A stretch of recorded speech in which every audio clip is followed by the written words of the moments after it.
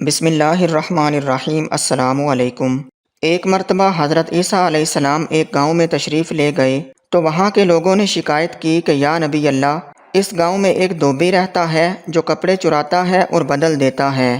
اس وجہ سے ہم اس سے عاجز آ گئے ہیں اور اس کے ہاتھوں بڑی تکلیف میں ہیں۔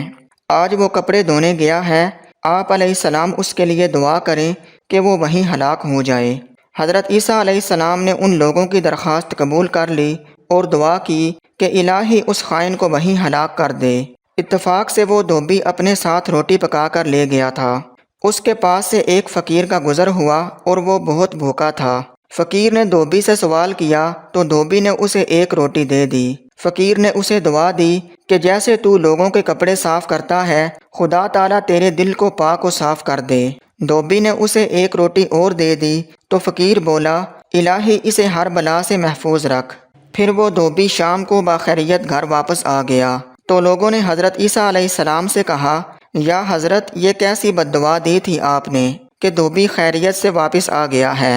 حضرت عیسیٰ علیہ السلام نے دھوبی کو بلا کر پوچھا کہ آج تو نے کون سا نیک عمل کیا ہے؟ اس نے بتایا کہ میں نے راہ خدا میں 2 روٹیاں ایک بھوکے محتاج کو دی ہیں۔ اس نے مجھے دعا دی اور چلا گیا۔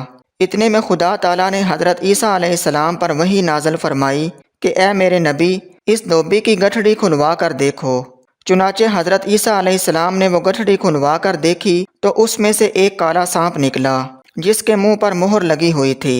حضرت عیسیٰ علیہ السلام نے اس سانپ سے پوچھا کہ اگر حق تعالیٰ نے تجھے اس دھوبی کو ہلاک کرنے کے لیے بھیجا ہے تو نے اسے کیوں چھوڑ دیا؟ سانپ نے عرض کی، اے اللہ کے نبی، میں نے چاہا کہ اسے ڈسوں، مگر اس نے جو 2 روٹیاں راہ خدا میں صدقہ کی تھیں ان کی برکت سے فرشتوں نے میرے منہ پر مہر لگا دی تاکہ میں اسے ڈس نہ سکوں۔ یہ سن کر حضرت عیسیٰ علیہ السلام نے اس دھوبی سے فرمایا کہ اللہ کے بندے، خدا نے تیرے سارے گناہ معاف کر دیے ہیں، اب آئندہ کے لیے تو ہر گناہ سے بچتے رہنا۔ اللہ تعالیٰ نے تجھے اس صدقہ و خیرات کی وجہ سے بچا لیا ہے۔